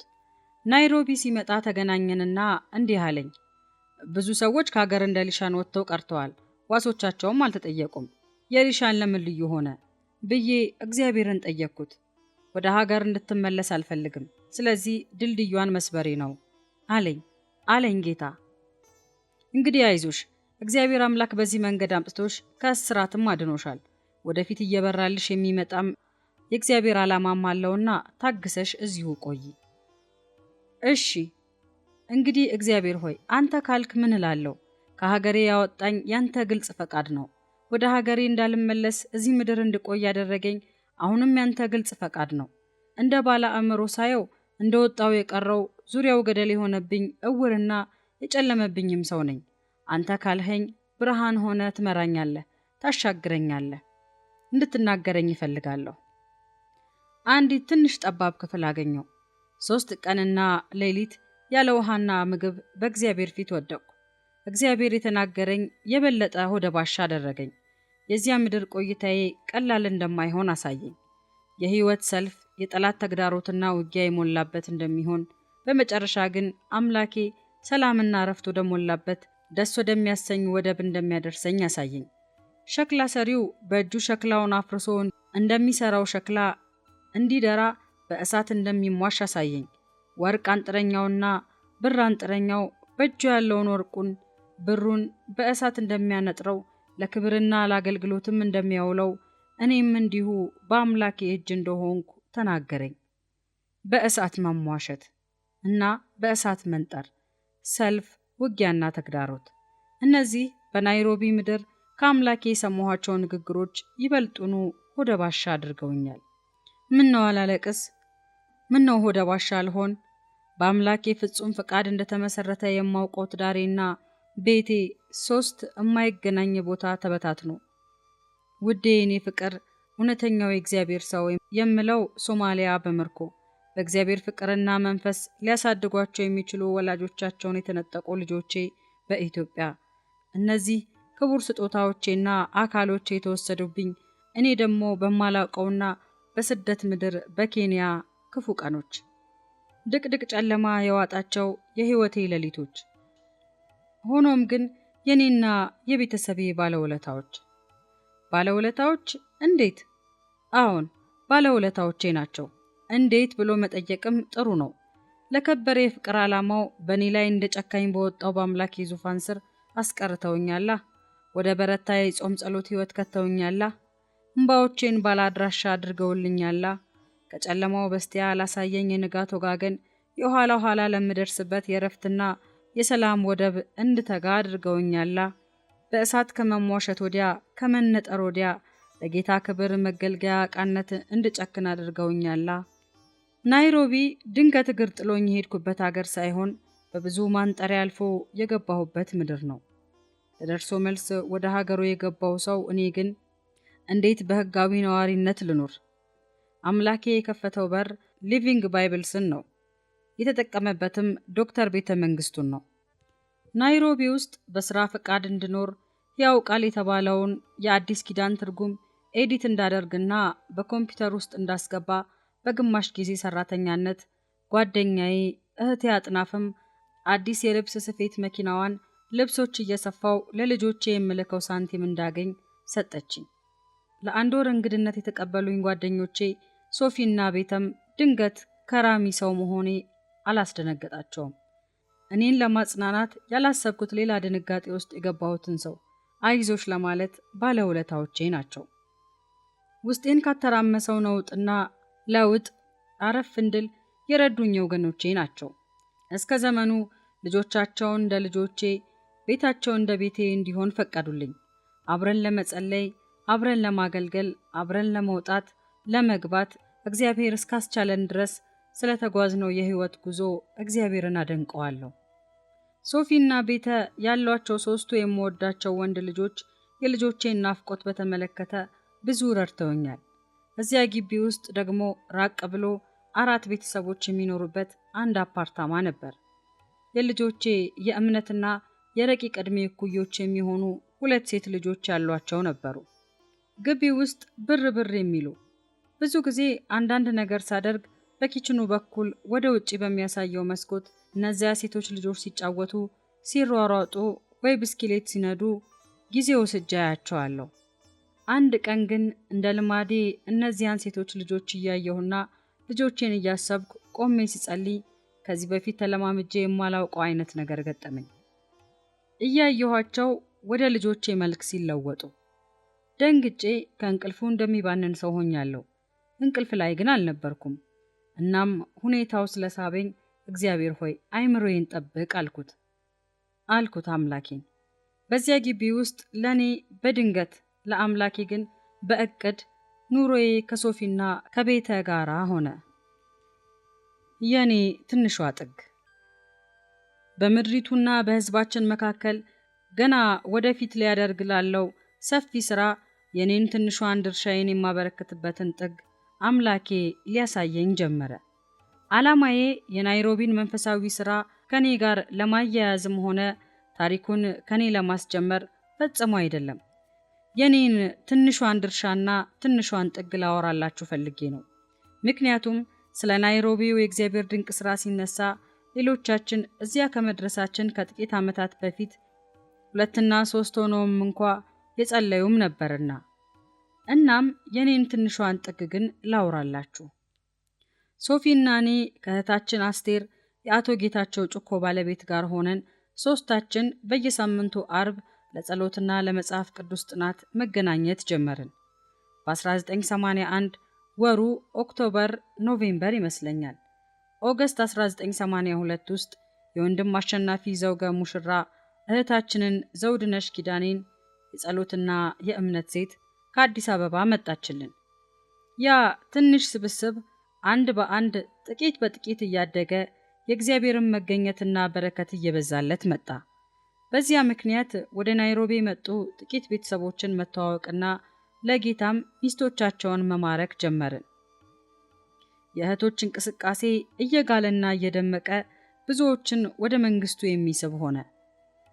እህቴ ስንዱና ባለቤቷ ጥበቡ ትምህርታቸውን ገና ባይጨርሱም አንድ መኝታ ቤትና ሳሎን ያላት የሳሎኗ ሶፋ ማታ ወደ መኝታነት የምትለወጥ ትንሽዬ አፓርትመንት ተከራዩ።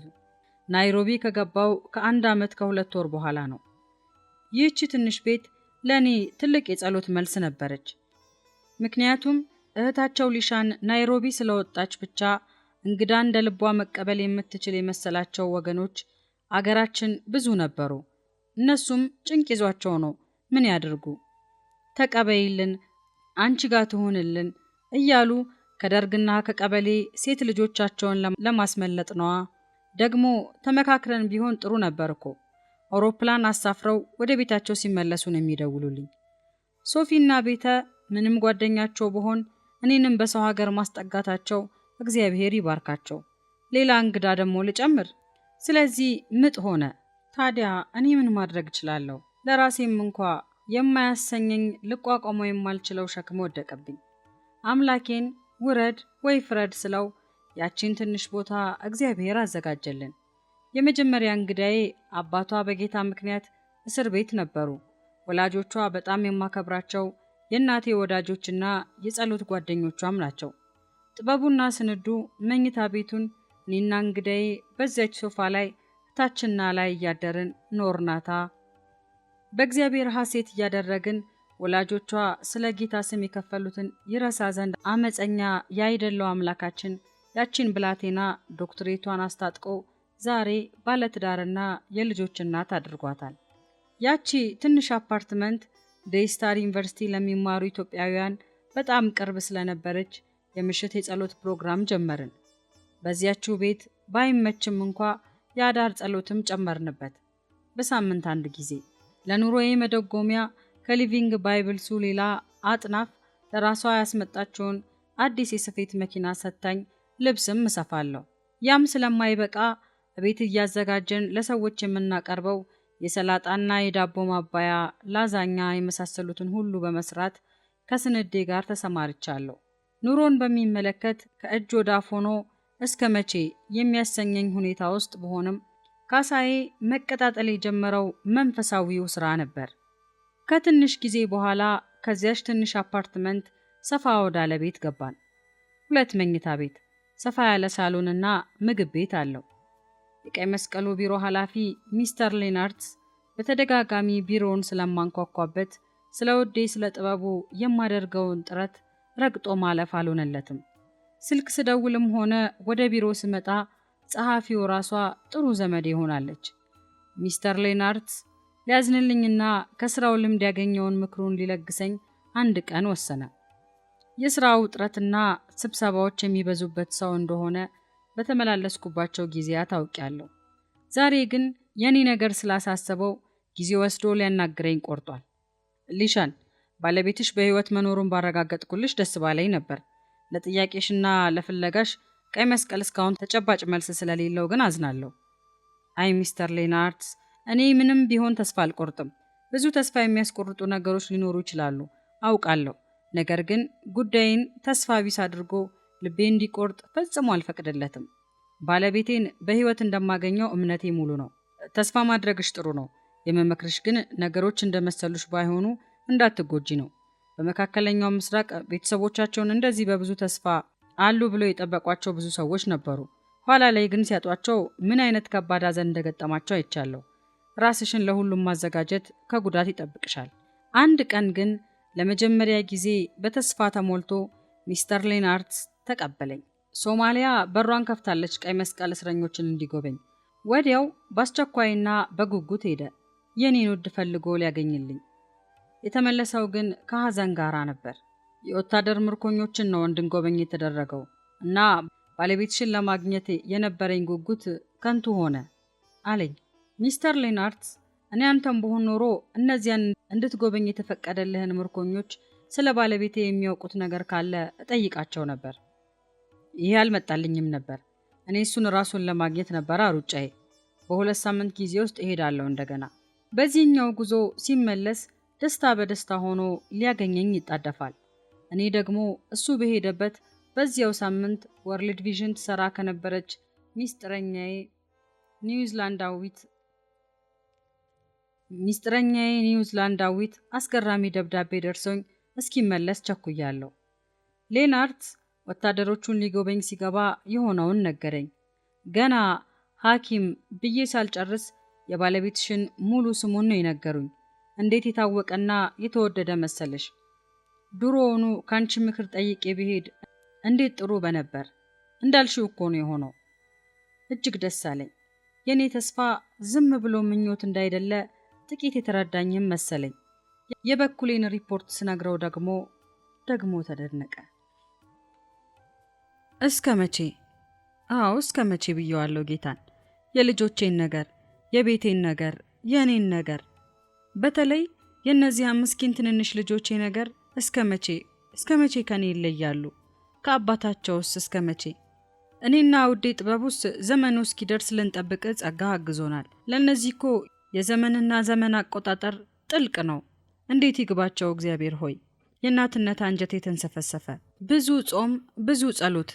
ወደ ሀገሬ እንዳልገባ መንገድ የተዘጋብኝ፣ ልጆቼን እኔ ወዳለሁበት እንዳላመጣ እነሱን ጨምሮ የማኖሪያና የማስተማሪያ የገንዘብ አቅም የሌለኝ፣ እንዴት ልሁን ታዲያ?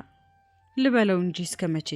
ለአምላኬ ያለኝ ፍቅር ሊፈተሽ፣ ጠላቴ በእኔ ጉዳይ ላይ የይለፍ ፍቃድ ተሰጥቶት ውዴን የኔን ፍቅር ጥበቡን በሶማሊያ ልጆቼን በኢትዮጵያ ከኔ ነጥሎ የታለ አምላክሽ ታዲያ ለማለት የደፈረበት ያደረገው ሁሉ አልበቃ ብሎት ቆይ ብቻ እያለ የነፍሴ ባላንጣ ይዛተበት ናይሮቢን ለሙሾ ማርገጃ ስፍራ እህቶቼን ለአላቃሽነት ወንድሞቼን ለታዛቢነት በዙሪያዬ እንዳቆማቸው በመሰለኝ ወራት አምላኬን እስከ መቼ ብየዋለሁ።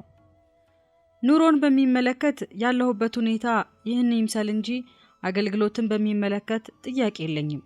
በሴቶች ህብረት በግልና በህብረት የጸሎት ፕሮግራሞቼ በየአርቡ ቤታችን በመናደርገው የአዳር ጸሎት ሁሉም እየሰፋና ለበረከት እየሆነ መጥቷል።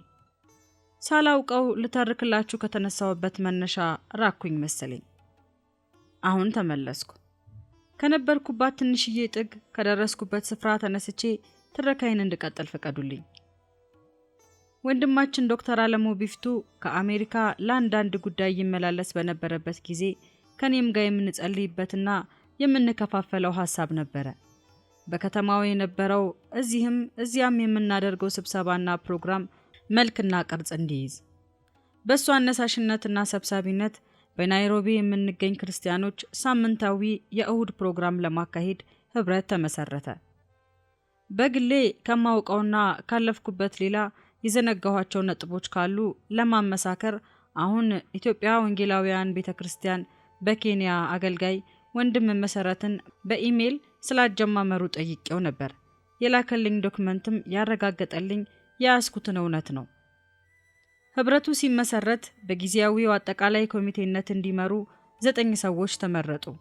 ጋሽ ሚሊዮን በለጠ፣ ጋሽ ኃይሉ ወልደ ሰማያት፣ ጋሽ ብርሃኑ ደረሰ፣ አቶ ሙላቱ በላቸው፣ ዶክተር ቤተ መንግስቱ፣ አቶ ጌታቸው ጩኮ እና ሊሻን አጎናፍር። አገልጋዮች ደግሞ ወንድም አለሙ ቢፍቱ አሁን ዶክተር፣ በሉተራን ቤተክርስቲያን ለሚሰበሰበው ጉባኤ ወንድም ሙሉጌታ አባተ፣ በኢስሊ ለሚገኘው ጉባኤ ወንድም አለሙ ቢፍቱ ከ1 ዓመት አገልግሎት በኋላ ወደ አሜሪካ ሲመለስ እሱን የተካው ከጁን 84 እስከ ጁን 85 ወንድም ተሾመ ወልደ ጻድቅ ነበር።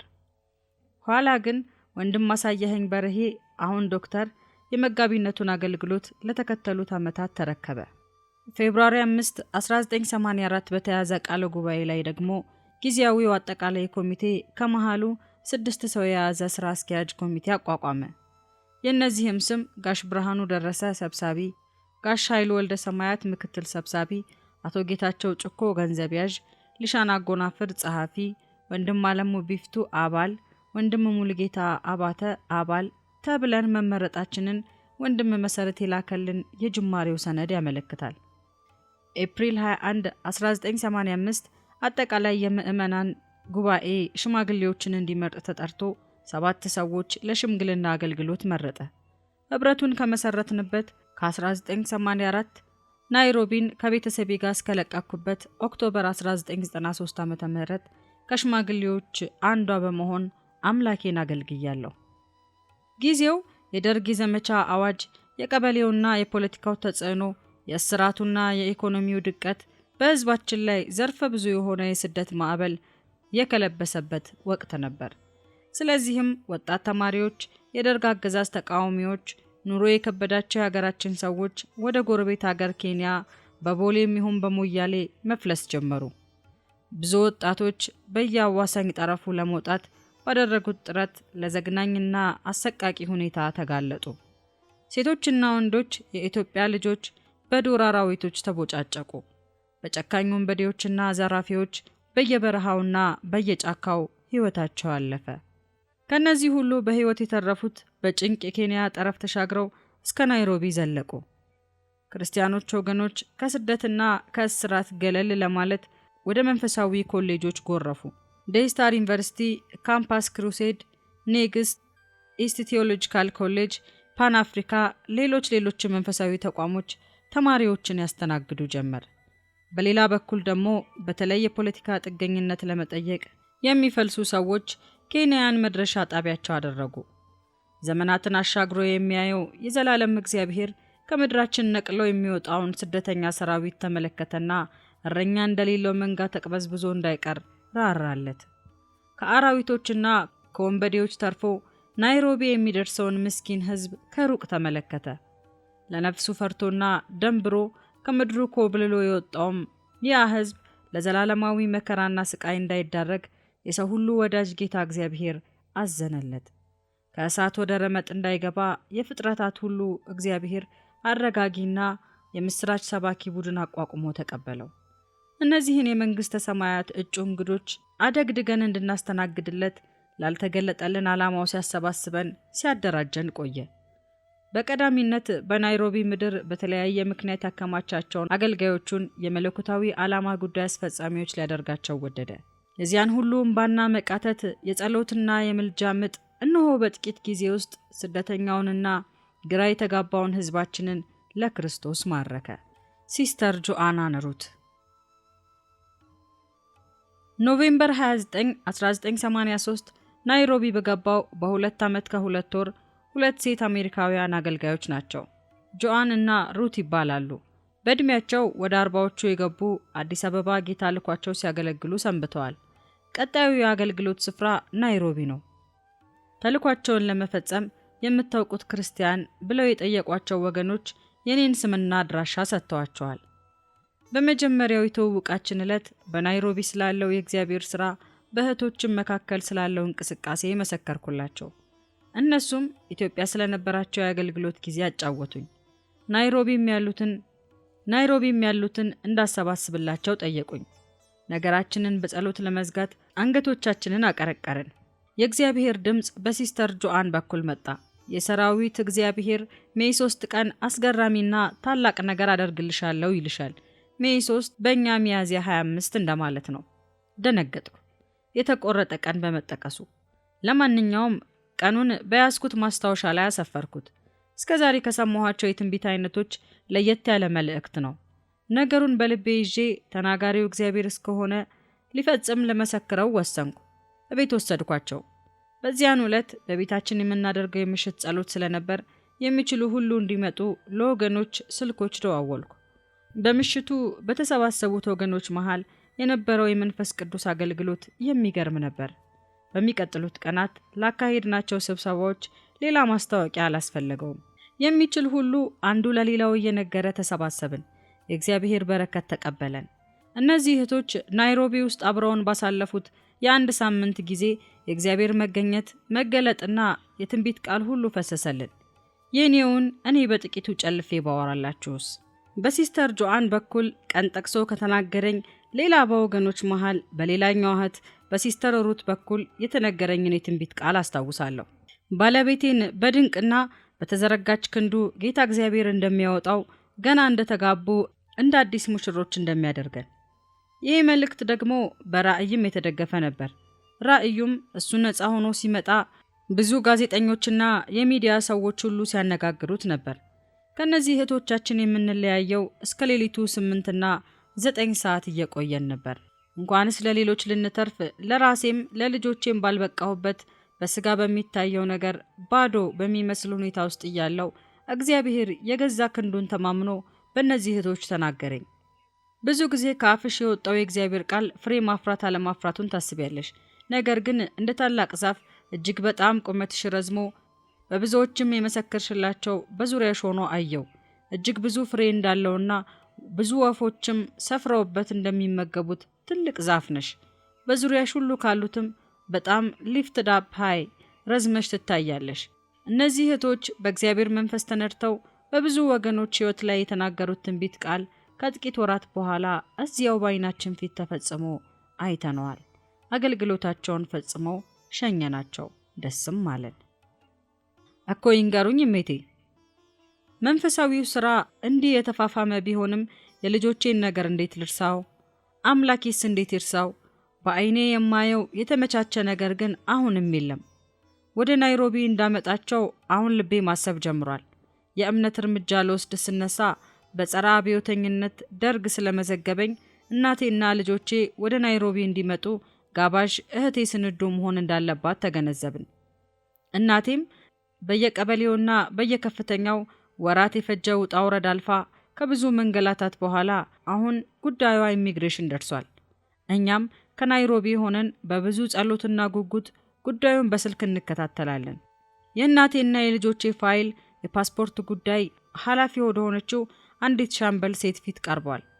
እናቴ ወደዚህ ሴት ቢሮ በአክብሮት እጅ ነስታ ገባች። እሜቴ፣ የማንን ልጆች ነው ይዘው ሊወጡ የተዘጋጁት? እናቴ በድንጋጤ ክዋለች። አልጠበቀችም እንዲህ ያለ ጉድ። እኮ ይንገሩኝ እሜቴ፣ እነዚህ የማን ልጆች ናቸው? እናታቸው የት ናት? አባታቸውስ ሴት ነው? አሁን ጉድፈላ። እናቴ እኔ ጸረ አብዮተኛ መባሌን ታውቃለች። ስለ አባታቸውም መንግስት የደረሰው የተሳሳተ ሪፖርት ታውቃለች። ምን ትበል እናቴ? የጸረ አብዮተኛና የአገር ከዳተኛ። ኢትዮጵያ ሳለው እኔ ለልጆቼ መንግስት አበል ሊቆርጥላቸው ይገባል፣ አባታቸው አኩሪ በሆነ ሁኔታ ግዴታውን ተወጥቷል፣ ህዝቡንና በሽተኞቹን ጥሎ ላለመውጣት ባደረገው ቆራጥ መስዋዕትነት ነው ለምርኮኝነት የተዳረገው በሚል ለደርግ ጽሕፈት ቤት ላቀረብኩት ማመልከቻና ክርክር መልስ ለማግኘት ከ2 ዓመት በላይ ጤና ጥበቃ አመላልሶኛል። በመጨረሻም ሚኒስትሩ ዶክተር ተፈራ ሁንዴ ወይዘሮ ሊሻን ዶክተር ጥበቡ እኮ በራሱ ፈቃድ ነው ወደ ሶማሊያ የገባው የሚል ሪፖርት መንግስት ደርሶ ተቸግሮ ነው ብሎ ያስለቀሰኝን ታውቃለች። በቃ እናቴ አሁን ማልቀስ ጀመረች። ተጨነቀች። ምን ብትል ይሻላል? እንባዋን እያዘራች ሁለቱም ሞተውባቸዋል አለችውና አረፍ። አክስታቸው ጋር ነው የምወስዳቸው። እባክሽ እናቴ ይዘኝላቸው ለነዚህ ዱዳዎች። እናቴ ለቅሷን ማቆም አልቻለችም። አይ እሜቴ፣ የእነማን ልጆች እንደሆኑ ደርሰንበታል። ይዟቸው ሊወጡ አይችሉም። በቃ እናቴ በታላቅ ድንጋጤና ሐዘን አይኖቿ እንባ እያጎረፉ ወደ ቤቷ ተመለሰች። በጉጉት ለምንጠባበቀው ለኛስ ምን ትበለን? የጉጉታችንንና የጸሎታችንን ውጤት ይኸው ሆነ ወይ የሚያሰኝ እጅግ አዘንኩ። ስለዚህ ለተጨማሪ የጸሎት ተጋድሎ ኢትዮጵያም ሆነ ናይሮቢ ካሉን የቅርብ ወገኖቻችን ጋር ታጥቀን ተነሳን። በተለይም የረቡዕ ህብረት ጓደኞቼ በኢትዮጵያ መገመት እንደምትችሉት ያው ብዙ ጾም ጸሎት፣ ብዙ ምጥ ውስጥ ከተተኝ።